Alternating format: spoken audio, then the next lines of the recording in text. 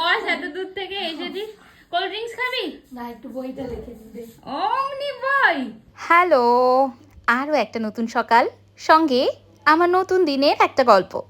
যারা আমার কালকের ব্লগ দেখেছো তারা তো জানোই, বোন অনেক দিন বাদে ওর হস্টেল থেকে ফিরেছে বাড়িতে সামার ভ্যাকেশনে। আর ও থাকে হচ্ছে ভুবনেশ্বরে। যাই, ওর জন্য দেখি গিয়ে একটু কিছু বানানো যায় কিনা। ড্রিঙ্কস নিতে এসে দেখি ভাত হয়ে গেছে, দাঁড়া ভাতটা একটু উপর দিয়ে নিই, তারপর বাকি কাজ করা যাবে। ভাতটা উপর দিয়ে একেবারে ভাবছি চিকেনটা বসিয়ে দিয়েই যাব, ম্যারিনেট করা তো ছিলই। আর এই যে আমার নিনজা টেকনিক ভাত উপর দেওয়ার, আমি না ওই গামলা বা অন্য কিছুতে উপর দিতে পারি না, পাশ থেকে ফ্যান পড়ে হাতে খুব লেগে যায়। এবারের গন্তব্য মিশন ফ্রিজে কোক ছাড়া কিছুই নেই।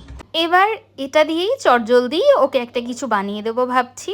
চলো দেখা যাক রান্নাঘরে আর কি কি পাওয়া যায় যেটা দিয়ে মিক্স অ্যান্ড ম্যাচ করে একটা মকটেল আমি বানাতে পারি। আগের দিন তো ওরা আসবে জানতাম বলে অনেক কিছুই আনা হয়েছিল, কিন্তু আজ নাইট করে এসে নাইট অফের দিন না সত্যিই আর এনার্জি পাচ্ছি না। তবে কোক আছে যেহেতু ভাবছি মশালা কোক বানিয়ে দিই একটু, সেটাও খেতে খুব একটা খারাপ লাগবে না। জলজিরার পাতা আগের দিনের লেফট ওভার রয়েই গেছে, আর সাথে গন্ধরাজ লেবুও পেলাম ফ্রিজে একটা। ব্যাস একটা গ্লাস নিয়ে তার মধ্যে দিলাম এক পাতা জলজিরা, আর ওপর থেকে 2-1 ফোঁটা লেবুর রস অ্যাড করে দেবো। ব্যাস এইবার আস্তে আস্তে করে কোকটা ঢালার পালা। আমি এটা 2-3টে স্লটে ঢালবো, কারণ না হলে ওই একই সমস্যা, উপচে পুরোটা পড়ে যাবে। সেটা দেখতে খুব ভালো লাগলেও কিন্তু খাটনি আমারই হবে আবার সেই পরিষ্কার করা নিয়ে। সেই জন্য দেখো মোটামুটি কোক ঢালা হয়ে গেছে, এটা রেডিও হয়ে গেছে। এবার একটু ভালো করে মিক্স করে দেবো মশালাটা। মশালা কোক আমার রেডি প্রায়। সাইড থেকে গন্ধরাজ লেবুটা সাজিয়ে চলো এবার নিয়ে যাই ওদের জন্য। ওই দেখো ওই দুটো ওখানে বসে খেলাধুলো করছে, ও 3rd ইয়ারে পড়ে, কেউ দেখে বলবে। এবার সারাদিন এদের এভাবেই খেলা করে কাটবে। ওদের এটা বরাবরের রুটিন। ও বাড়িতে এলে একদম উষুর বয়সী হয়ে গিয়েই ওর সাথে সারা দিন খেলতে থাকে, আর উষুও এটা খুব এনজয় করে। ওরা এইভাবে একটু সময় কাটাক, আমারও একটু চাপ কমলো। আমি গিয়ে নিশ্চিন্তে চলো রান্নাটা করি। কি করব তোমাদের দেখাচ্ছি। চিকেন তো বসিয়েই দিয়েছি, আর এই দিকে ভাবছি যে বানাবো একটু রাইস। পোলাও বা ফ্রাইড রাইস মাংসটার সাথে ভালো লাগতো, কিন্তু ও খেতে চাইছে হার্ব রাইস, যেটা একটু লাইট হয়, গরমে বেশ ভালো লাগে খেতে। ওপর থেকে একটু বাটার দিলাম রসুন কুচি আর পাসলে, সাথে দিলাম পেঁয়াজ কুচি, গাজর কুচি, ক্যাপসিকাম আর বেল পেপার। ভালো করে একটু মিক্সড করে নিলেই আমার হার্ব রাইস রেডি। রাইস মোটামুটি আমার রেডি হয়ে গেছে, আর আমি এই যে একে দেখেছি, এখন এই টেস্ট করে খেয়ে বলবে যে আর কিছু আমি তাতে দেবো কি না। দেখ বল, আর কি নুন চিনি টিনি কিছু দেবো? একটু দেবো না কিচ্ছু? মিষ্টি মিষ্টি দেবো আর একটু? ইয়াম, আমার ইয়াম বুড়ো দাঁড়িয়ে আছে, ছোট্ট বুগুড়ি মস্তান, এও এসছে খেতে। ইয়াম, এই যে একটু এনা, এই যে দেখি কেমন লাগে। ইয়াম কেমন হয়েছে মাম্মামের রান্না? কেমন? ইয়াম। ওই দেখো আবার চামচের কাছে এসছে, এইটাই ওর সাইন যে ভালো হয়েছে। চলো এই দিকে তো পাশ করে গেছি, এবার যাওয়া যাক একটু টেবিলটা গুছিয়ে নেওয়ার দিকে। ওই রানারটা বহুদিন পাতা ছিল, তাই জন্য একটু চেঞ্জ করে আরেকটা রানার বদলে নিলাম।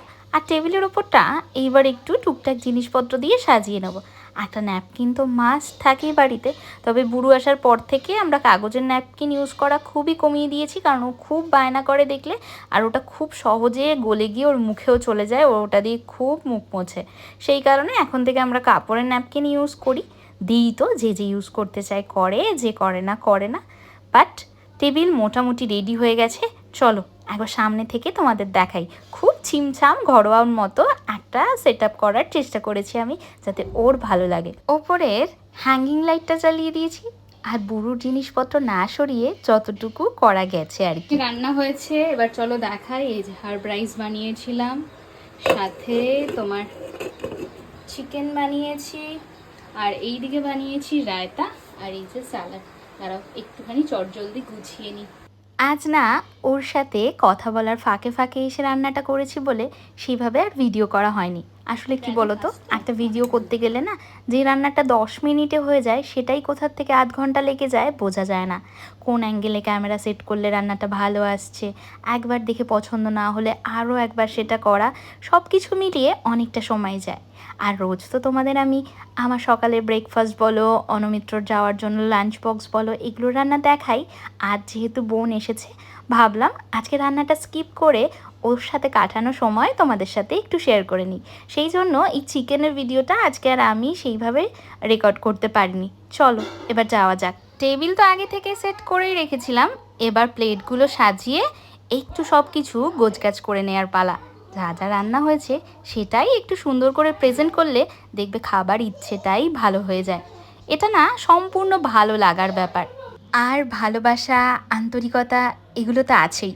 এগুলো না থাকলে দেখবে এক থালা পোলাও মন্ডা মিঠাই সাজিয়ে দিলেও সেটা খেতে ভালো লাগে না। আর ভালোবাসা থাকলে জল ডালা ভাত নুন লেবু লঙ্কা দিয়েও যেন অমৃতর স্বাদ দেয়। ব্যাস, এইবার দুটো গ্লাসে একটু একটু কোল্ড ড্রিঙ্কস ঢেলে নেওয়ার পালা। হ্যাঁ হ্যাঁ, একদমই কোল্ড ড্রিঙ্কস, অন্য কিছু নয়। এইবার ঘুরে চলো তোমাদের একবার দেখাই। এই যে এইরকম সেট করা হয়েছে, মোটামুটি এতদিন বাদে ও এসেছে। আসলে বাড়ির বাইরে থাকলে না বাড়ির তৈরি ডাল ভাত আলু সেদ্ধও খুব ভালো লাগে, কিন্তু ও ছোট আদরের বোন, সেই জন্য একটুখানি যতটুকু আমি পেরেছি অ্যারেঞ্জ করলাম।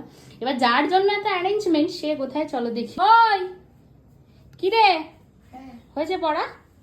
চ আয় খেয়ে নিবি, তারপর আয় দেখ তোর পছন্দ হয় কিনা দেখ।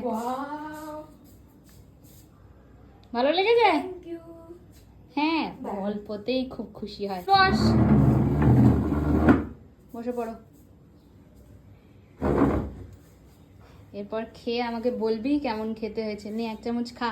এইবার সেই পরীক্ষার রেজাল্ট আউটের মতো টেনশন হওয়ার পালা। কেমন লাগে, কি হয়? বল কেমন লাগছে?